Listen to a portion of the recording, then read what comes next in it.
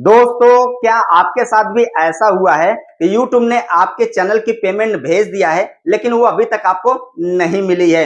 यानी दोस्तों, Google AdSense account का पैसा आपके बैंक में ट्रांसफर कर दिया गया है और इस तरीके से आपको एक मेल भी मिल गया होगा, चेक योर रिसेंट पेमेंट, लेकिन फिर भी वो पैसा आपके बैंक अकाउंट में क्रेडिट नहीं हुआ है। तो मेरी आज की इस वीडियो को ध्यान से जरूर देखिएगा, क्योंकि आज के इस वीडियो में मैं आपको फुल डिटेल में एक्सप्लेन करके बताऊंगा कि गूगल एडसेंस अकाउंट का जो पैसा है वो आपके बैंक में कब और कैसे ऐड होता है, कितने तारीख को आपको पैसा मिलेगा, और अगर आपको चेक योर रिसेंट पेमेंट का मेल अभी आ गया है तो वो कब तक पैसा आपको मिल जाएगा, और कौन कौन सी गलतियां आप करोगे तो आपको वो पैसा नहीं मिलेगा और आपकी वो यूट्यूब चैनल की पेमेंट होल्ड हो जाएगी। तो वीडियो काफी इंफॉर्मेटिव है, इसलिए वीडियो को ध्यान से जरूर देखिएगा। तो चलिए दोस्तों, वीडियो को शुरू करते हैं। तो दोस्तों देखिए, जैसे कि मान लीजिए आपका YouTube चैनल है, मोनेटाइज हो गया है, तो जो भी आप अपने YouTube चैनल पे कमाई करते हैं, यानी आपके वीडियो पे जो भी एड्स आते हैं, जो भी विज्ञापन दिखाए जाते हैं, उससे जो भी आपकी अर्निंग होती है वो अर्निंग आपके एडसेंस अकाउंट में ऐड होती है। जैसे दोस्तों मान लीजिए आपकी जो चैनल है 1 से 31 तारीख के बीच में या 1 से 30 तारीख के बीच में जो भी कमाई होती है वो नेक्स्ट मंथ के 7 से 12 तारीख के बीच में गूगल एडसेंस अकाउंट में ऐड होती है, यानी वहां पे अपडेट हो जाता है।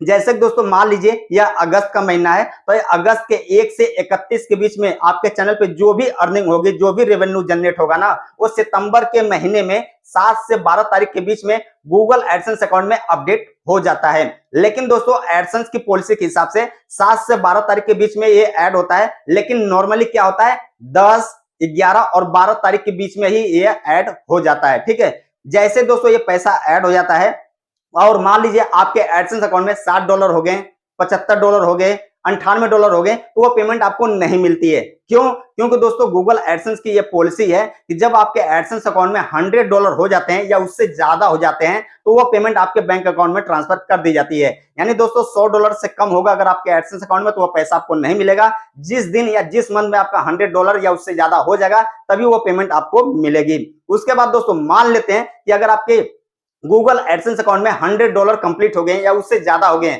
और इस तरीके से आपको चेक योर रिसेंट पेमेंट का मेल आ चुका है और वो पेमेंट अभी तक आपको नहीं मिली है, तो कब मिलेगी, कैसे मिलेगी, कितना आपको इंतजार करना पड़ेगा और कौन कौन सी गलती आपको नहीं करनी है, अब इसको भी सुनिए। तो दोस्तों देखिए, जैसे कि 20 तारीख को आपको इस तरीके का एक मेल आ जाता होगा, चेक योर रिसेंट पेमेंट। ठीक है, अगर 20 को नहीं आएगा तो 21 या 22 को आपको मेल आ जाएगा। वैसे अगर आप इंडिया से हैं तो नॉर्मली 22 तारीख में आपको इस तरीके का मेल आ जाएगा एडसेंस की तरफ से, चेक योर रिसेंट पेमेंट, यानी एडसेंस अकाउंट का जो पैसा है हमने आपके बैंक अकाउंट में ट्रांसफर कर दिया, यानी भेज दिया है। अब बात आ जाती है कि बैंक अकाउंट में, आपके अकाउंट में वो पैसा कब तक क्रेडिट होगा, कब तक वो आपके पैसा वहां पे शो होने लगेगा। तो दोस्तों देखिए, एडसेंस की पॉलिसी के हिसाब से 21 तारीख को जैसे कि मान लीजिए आपका पैसा ट्रांसफर किया गया आपके बैंक में, तो 21 से लेके 26-27 के बीच में वो पैसा आपके बैंक अकाउंट में क्रेडिट कर दिया जाता है। कभी कभी इसमें डिले हो जाता है, आपके बैंक अकाउंट के ऊपर भी डिपेंड करता है कि आपका बैंक कैसा है, किस सिटी में है और कितना फास्ट वो काम करता है। ठीक है, लेकिन दोस्तों मान लेते हैं कि आपको इस तरीके से मेल आ गया और आपको पेमेंट नहीं मिली है, तो आपको सिंपली सबसे पहले इसमें इंतजार करना है। कभी कभी इसमें डिले हो जाता है, या 21 तारीख को मेल आता है 30 तारीख तक भी पेमेंट आ जाती है। वैसे नॉर्मली अगर किसी का 21-22 को मेल आ जाता है तो 23, 24, 25, 26, 27 तक उसकी पेमेंट मिल जाती है और कुछ भी नहीं करना होता है। लेकिन कभी कभी किसी का डिले होता है तो 30 तक या नेक्स्ट मंथ के 5-6 तारीख तक मिल जाती है। ये वर्किंग 15 डेज का टाइम लगता है, 15 दिनों के अंदर कभी मिल जाता है। 15 वर्किंग डेज का मतलब संडे काउंट नहीं होता और हॉलीडे काउंट नहीं होता है। तो 15 दिन आपको सबसे पहले वेट करना है, आपको पेमेंट मिल जाएगी। अब दोस्तों बात करते हैं कि आखिर वो कौन कौन सी गलती आपको नहीं करनी है जिसकी वजह से आपकी पेमेंट होल्ड हो जाएगी, यानी आपके चैनल की जो कमाई है ना, आपको पैसा आपके बैंक अकाउंट में नहीं ट्रांसफर किया जाएगा। तो फ्रेंड्स यहाँ पे देखिए, बहुत सारे लोग ना एडसेंस अकाउंट में जब अपना बैंक अकाउंट ऐड करते हैं तो कभी कभी जल्दबाजी में उनसे मिस्टेक हो जाती है, जैसे अकाउंट नंबर सही से नहीं डालते हैं, IFSC कोड नहीं सही से डालते हैं, स्विफ्ट कोड या गलत डाल दिया होगा, तो इससे भी पेमेंट रुक सकती है, होल्ड हो सकती है। तो इसको आप चेक कर लीजिए कि सही है कि नहीं। अगर सही है तो उसको कोई भी छेड़छाड़ करने की जरूरत नहीं है, बस आपको इंतजार करना है। इसके बाद दोस्तों देखिए, जैसे कि बहुत सारे लोग ना नॉर्मल बैंक यूज करते हैं, स्मार्ट बैंक यूज करते हैं, जैसे कि मान लीजिए बैंक ऑफ बड़ौदा यूज कर रहे हैं, ICICI बैंक यूज कर रहे हैं, SBI बैंक यूज कर रहे हैं और इसका IDFC बैंक यूज कर रहे हैं, कैनरा बैंक या कोई भी और भी बैंक यूज करते हैं तो इनमें क्या होता है, पेमेंट बहुत जल्दी आसानी से मिल जाती है, कुछ भी करना नहीं पड़ता है। लेकिन बहुत सारे लोग ना विलेज एरिया से होते हैं, यानी गांव एरिया से होते हैं, तो उसमें क्या होता है, थोड़ा सा पेमेंट डिले हो जाती है। और कभी कभी लोग ना फर्स्ट पेमेंट लेते हैं तो क्या करते हैं, छोटे ब्रांचेस के बैंक को ऐड कर देते हैं। छोटे ब्रांचेस बैंक का मतलब यह है ग्रामीण बैंक को ऐड कर देते हैं, जैसे कि काशी गोमती ग्रामीण बैंक, बड़ौदा ग्रामीण बैंक। तो जो ये ग्रामीण बैंक होता है ना, अगर कोई इसको ऐड कर देगा तो इसमें पेमेंट लेने में आपको दिक्कत आ सकती है, यानी इसमें पेमेंट आपकी क्रेडिट नहीं होगी, तो इसको कभी भी आपको ऐड नहीं करना है।